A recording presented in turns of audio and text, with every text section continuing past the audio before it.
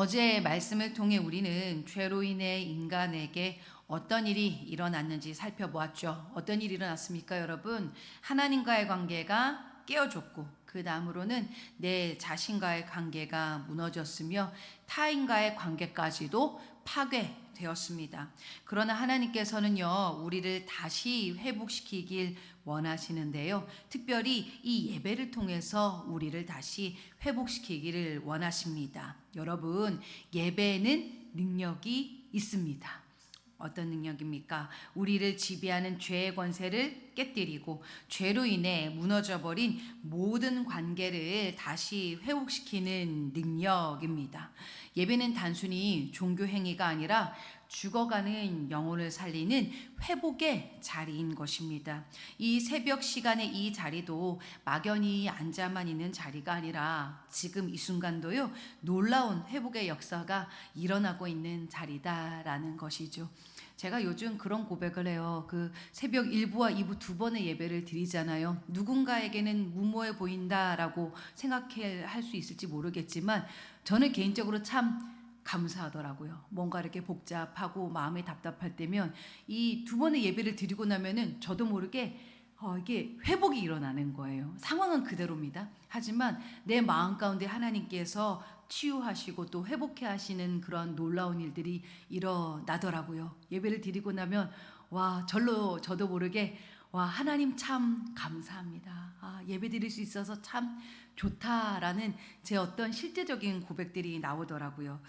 하지만 여러분, 그러나 이 예배의 능력을 모두가 경험하는 것은 아닙니다.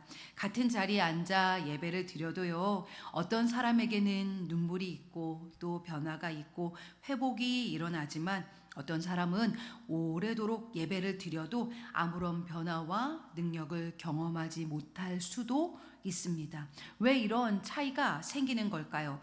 오늘 사장에 등장하는 가인과 아벨의 제사를 통해서 그 이유를 함께 살펴보기를 원합니다.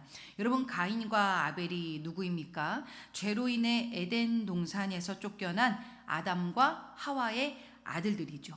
이제 이 두 사람이 하나님께 제사를 드립니다. 가인은 농사하는 자였기 때문에 땅의 소산으로 제사를 드렸고, 또 아벨은 양치는 자였기 때문에 양으로 제사를 드렸습니다. 그런데 하나님께서는요, 아벨의 제사는 받으시고 가인의 제사는 받지 않으셨습니다. 왜일까요? 우리는 흔히 피 있는 제물이라서 받으셨다라고 많이들 강단을 통해서 들으셨잖아요. 하지만 그렇지 않다라는 것을 우리가 지난번 주일 말씀을 통해서 함께 나누었습니다. 곡식이냐? 양이냐?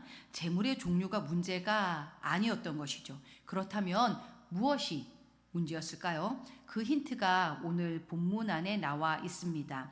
4절과 5절을 보니 여호와께서 아벨과 그의 제물은 받으셨으나 가인과 그의 제물은 받지 아니하시니라. 여러분 한번 잘 보십시오. 하나님께서 지금 무엇을 먼저 보고 계시죠? 제물보다 사람, 맞습니다. 사람을 먼저 보십니다. 아벨과 그의 제물, 가인과 그의 제물. 하나님은 제물 이전에 예배자를, 나를 먼저 보셨다는 것입니다. 하나님은 오늘도 예배의 형식 이전에 우리의 중심을 먼저 보십니다. 우리의 마음과 그리고 우리의 삶을 먼저 보신다는 거예요. 아벨의 중심에는요, 하나님이 있었습니다. 하나님을 향한 믿음이 있었죠. 그래서 그는요, 양의 첫 새끼를 드렸습니다. 남은 것을 드린 것이 아니라, 내 것을 다 정산하고 남은 것을 드린 것이 아니라 가장 먼저 가장 좋은 것을 하나님께 드린 것입니다. 여러분, 우리에게 있어서 첫 소산 그리고 첫 시간을 드린다라는 것은 굉장한 믿음의 헌신입니다. 어떠세요, 여러분? 대부분 요즘 사람들을 보면은 내 바쁜 일, 내가 원하는 것을 먼저 하고 나서 시간이 남으면 헌신하고 예배를 드리고, 그리고 또 내가 먼저 필요한 거 물질을 쓰고 나서 남으면 하나님과 타인을 향해 사용할 때가 많잖아요. 하지만 아벨은 그렇지 않았다라는 것이죠. 뒤의 것은 일단 생각하지 않아요. 하나님이 가장 먼저였다. 물질도 그리고 시간도 말이죠. 히브리서 11장 4절도요. 이러한 아벨의 제사를 가리켜 믿음으로 드린 더 나은 제사였다라고 말합니다. 반면 가인은 그렇지 않습니다. 가인의 제물에는요. 첫 것이라는 표현이 없습니다. 그냥 자기의 있는 것 중에 일단 다 쓰고 나서 추려서 일부를 드린 것이죠. 왜 그렇습니까? 그의 중심에는 하나님보다도 자기 자신이 더 중심에 있었기 때문입니다. 하나님보다 자기의 인정, 자기의 소유, 자기의 자존심이 더 중요했던 것이죠. 그래서 그는 예배는 드렸지만 믿음으로 드리지 못했던 것입니다. 여러분, 예배는 드렸다고 해서 그냥 끝나는 것이 아닙니다. 내가 무엇을 가지고 예배의 자리에 나오느냐가 중요합니다.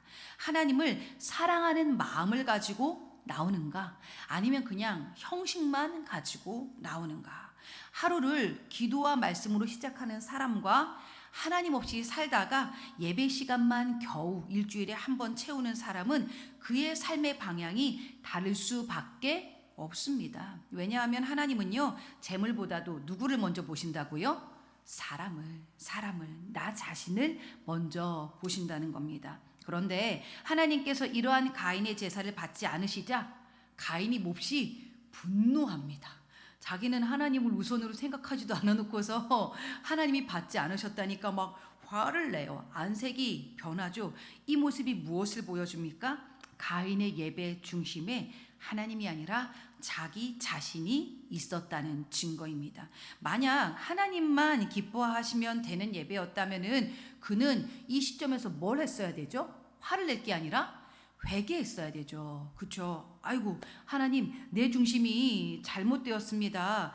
이렇게 나아갔어야 하는 거예요. 근데 그는요, 지금 막 도리어 막 분노를 하고 있어요.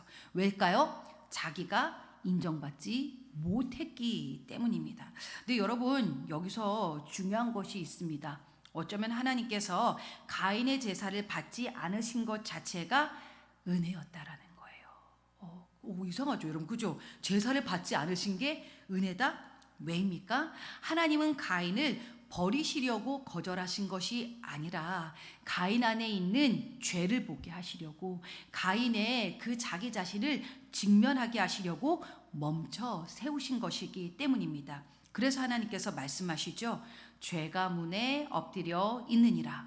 죄가 너를 원하나 너는 죄를 다스릴지니라. 여러분, 이게 무슨 뜻입니까? 가인아, 문제는 네 동생이 아니야. 네 안에 있는 너의 죄야 라고 지금 알려주시는 거예요.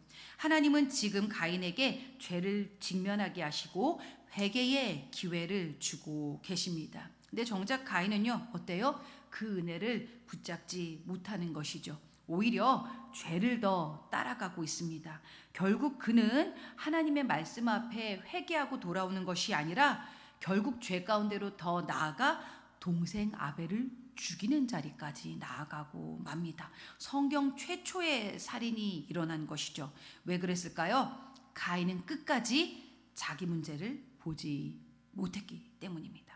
하나님이 문제야, 아벨의 문제야 라고 생각한 것이죠. 시종일관 여러분, 남 탓만 하고 있습니다.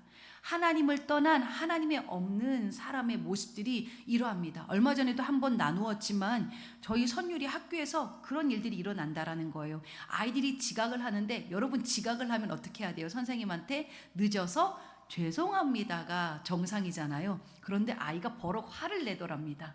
쟤네가 일찍 왔기 때문이에요 라고 얘기를 하더래요.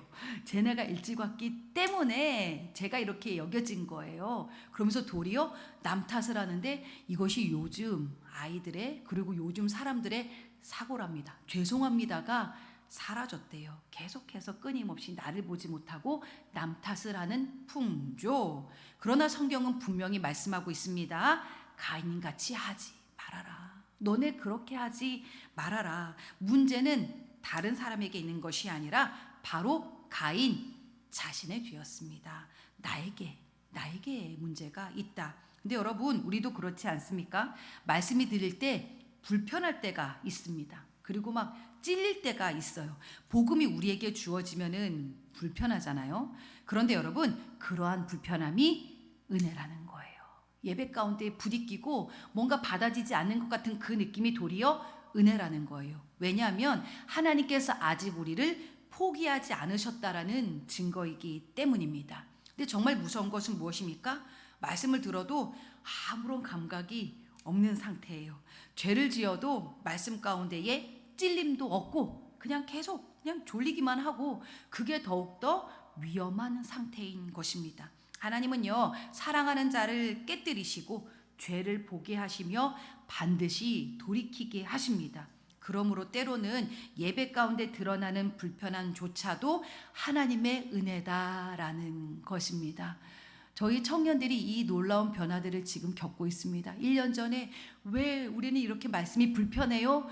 우리가 불편하게 하는 게 아니라 복음이 불편하다. 너 그거 은혜다. 하나님이 너를 깨닫게 하시고 직면하게 하시는 것이다. 근데 그렇게 말씀이 들려지니까 지금 그 친구들이 말씀 없이는 살 수가 없다라는 겁니다. 이 말씀이 들려지지 않으면 오늘 하루를 제가 살아갈 수 없어요. 눈을 뜨면 첫 번째로 첫 시간을 하나님 앞에 드리고 있는 우리 청년들의 모습을 보면서 이러한 모습이야말로 하나님의 은혜다라는 생각이 들더라고요. 그것이야말로 하나님께서 우리를 진짜 예배의 자리로 다시 불러주고 계시기 때문입니다. 사랑하는 얘야, 이제 그만 돌아와. 이어지는 창세기 4장에서는요, 하나님께서 이제 아벨 대신에 누구를 선택하시죠? 셋, 맞습니다. 셋을 허락하십니다. 그리고 마지막 26절은 이렇게 끝이 나고 있어요. 그때의 사람들이 비로소 여호와의 이름을 불렀더라. 아멘. 하나님께서요, 그렇게 아벨이 떠난 자리였음에도 불구하고 예배의 불씨를 끄지 않으셨다라는 것입니다. 비록 아벨은 죽었지만 아벨의 믿음은 사라지지 않았습니다. 가인은 아벨을 죽이면 끝날 줄 알았지만 하나님께서는 셋을 통해 믿음의 계보를 이제 이어가시죠. 반대로 가인의 계보가 짧게 언급이 되고 있는데요. 가인의 계보는 이제 라멕으로 이어집니다. 근데 이 계보가 어떻습니까? 죄는 점점 더 깊어지고 있다라는 거예요. 이 죄의 역사가요, 점점 더 깊어지고, 반면에 이 가운데에 문화는 굉장히 찬란하게 꽃을 피웁니다. 하나님 없는 문화가 만들어져요.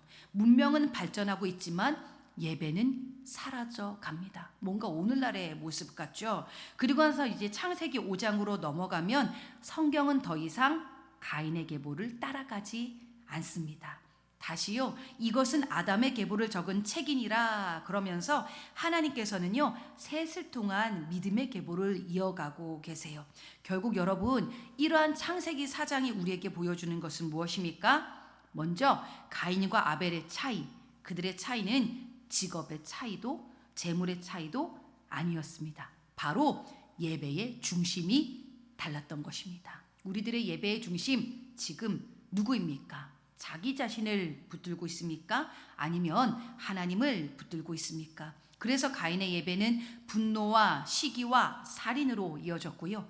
아벨의 예배는 믿음의 계보로 이어졌습니다. 여러분은 다음 세대를 향하여서 무엇을 남겨주고 있습니까? 세상의 성공, 화려한 문화인가요?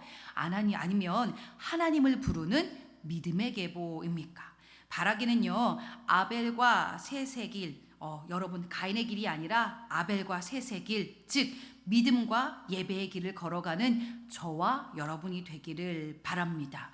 그리하여 예배의 자리마다 죄의 권세가 무너지고 우리의 삶이 회복되며 우리 다음 세대 가운데에 우리의 자녀들에게 하나님의 이름을 부르게 하는 믿음의 계보가 이어질 수 있기를 주님의 이름으로 축복합니다. 이러한 부분들을 생각하시면서요, 창세기 4장 말씀을 우리 한 절씩 교독하도록 하시겠습니다. 제가 먼저 읽겠습니다. 아담이 그의 아내 하와와 동침함에 하와가 임신하여 가인을 낳고 이르되 내가 여호와로 말미암아 득남하였다 하니라.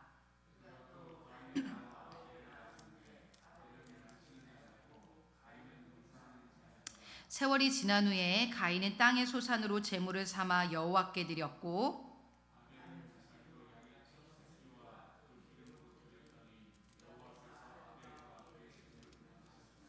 가인과 그의 재물은 받지 아니하신지라. 가인이 몹시 분하여 안색이 변하니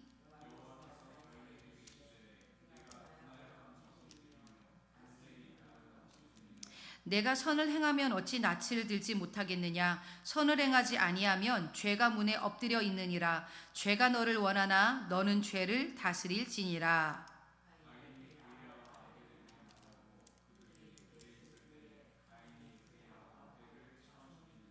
여호와께서 가인에게 이르시되 내 아우 아벨이 어디 있느냐. 그가 이르되 내가 알지 못하나이다. 내가 내 아우를 지키는 자니이까.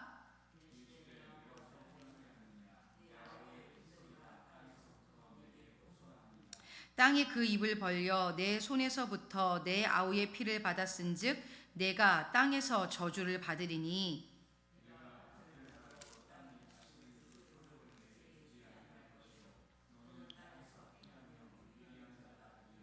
가인이 여호와께 아뢰되 내 죄벌이 지기가 너무 무거우니이다.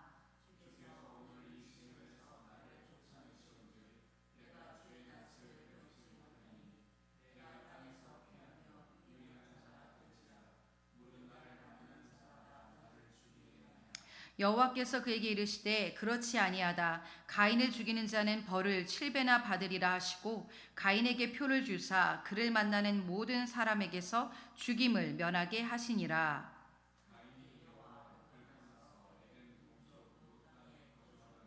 아내와 동침함에 그가 임신하여 에녹을 낳은지라. 가인이 성을 쌓고 그의 아들의 이름으로 성을 이름하여 에녹이라 하니라.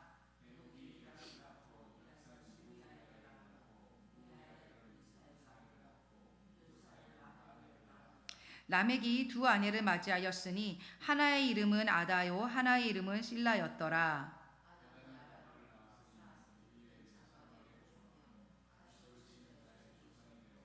그의 아우의 이름은 유발이니 그는 수금과 퉁소를 잡는 모든 자의 조상이 되었으며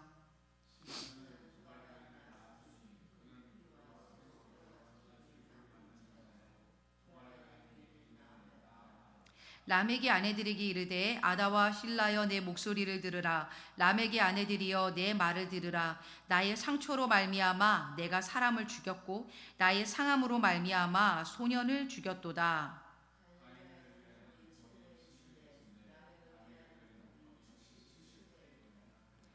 아담이 다시 자기 아내와 동침함에 그가 아들을 낳아 그의 이름을 셋이라 하였으니 이는 하나님이 내게 가인이 죽인 아벨 대신에 다른 씨를 주셨다 함이며 셋도 아들을 낳고 그의 이름을 에노스라 하였으며 그때에 사람들이 비로소 여호와의 이름을 불렀더라. 아멘.